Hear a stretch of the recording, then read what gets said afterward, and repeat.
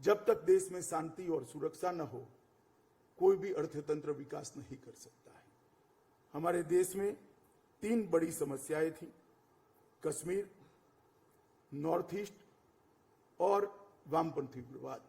आज मैं आपको बड़े हर्ष के साथ कह सकता हूं, विश्वास के साथ कह सकता हूं, तीनों समस्याओं के समाधान के लिए ये 8 साल में मोदी जी ने बहुत परिश्रम किया है और देश बहुत कम समय के अंदर ये तीनों समस्याओं से निजात प्राप्त कर आंतरिक सुरक्षा की दृष्टि से अभेद और सुरक्षित बन जाएगा। और किसी भी देश का सम्मान, किसी भी देश का स्वमान इस बात पर निर्भर है कि आप आपकी सीमाओं की सुरक्षा कैसे करते हैं। किसी भी सार्वभौम देश के लिए अपनी सीमाओं की सुरक्षा से बढ़कर कोई बात नहीं हो सकती। आर्थिक विकास होना चाहिए, बहुत जरूरी है। इंफ्रास्ट्रक्चर भी बढ़ना चाहिए, बहुत जरूरी है। अच्छे एजुकेशनल इंस्टीट्यूशन आने चाहिए, बहुत जरूरी है। अच्छे हेल्थ के इंस्टीट्यूशन आने चाहिए, बहुत जरूरी है। मगर जब देश की सीमा ही सुरक्षित नहीं है तो ये सब चीजें कोई मायने नहीं रखता। मोदी जी ने सर्जिकल स्ट्राइक और एयर स्ट्राइक से पूरी दुनिया में एक संदेश दृढ़ता के साथ भेजा है कि भारत की सीमा और भारत की सेना इसके साथ छेड़खानी नहीं करते, वरना नतीजे भुगतने पड़ते हैं। और ये दृढ़ता के साथ पूरी दुनिया में संदेश चला गया है। मित्रों, भारत की कृषि व्यवस्था को भी मोदी जी ने बहुत आगे बढ़ाया है। आज हम कृषि के क्षेत्र में, कृषि पहले जीडीपी में सबसे कम कंट्रीब्यूट करने वाला मानांक माना जाता था। मुझे पूरा विश्वास है 5 साल के बाद कृषि का जीडीपी भी देश में जीडीपी में कंट्रीब्यूटर माना जाएगा। ढेर सारे ऐसे राज्य हैं जिन्होंने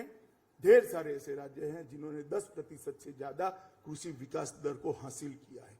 ढेर सारे ऐसे राज्य हैं जिन्होंने अपनी सिंचाई व्यवस्था को डबल से ज्यादा बढ़ा दिया है।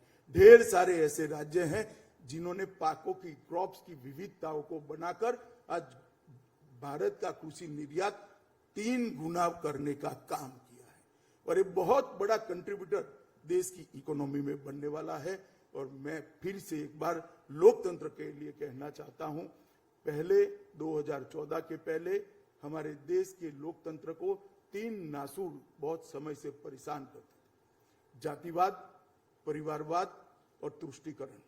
मोदी जी ने देश की राजनीति को जातिवाद, परिवारवाद और तुष्टीकरण से मुक्त कर पॉलिटिक्स ऑफ परफॉर्मेंस की शुरुआत करी है, जिसमें दम होगा वो शासन करेगा, जो देशनिष्ठ होगा वो शासन करेगा, जो परिश्रम करेगा वो शासन करेगा, जो कहाँ जन्मा है इसके आधार पर, किस जाति के आधार पर और कितना तुष्टीकरण करता है इसके आधार पर कोई शासन नहीं करेगा। और देश की जनता ने मोदी जी की ये नीति को स्वीकारा है और स्वागत भी किया है। मैं अंत में इतना ही कहना चाहता हूं कि आजादी के अमृत महोत्सव से आजादी की शताब्दी तक का एक कालखंड फिर से एक बार भारत को विश्व में सबसे महान बनाने का कालखंड है। 130 करोड़ लोगों का संयुक्त परिश्रम, हम एक मन, एक सोच और एक दिशा के साथ इस रास्ते पर अगर आगे बढ़ते हैं तो निश्चित ही हर क्षेत्र में भारत सर्वप्रथम होगा, ऐसा मेरा मानना है।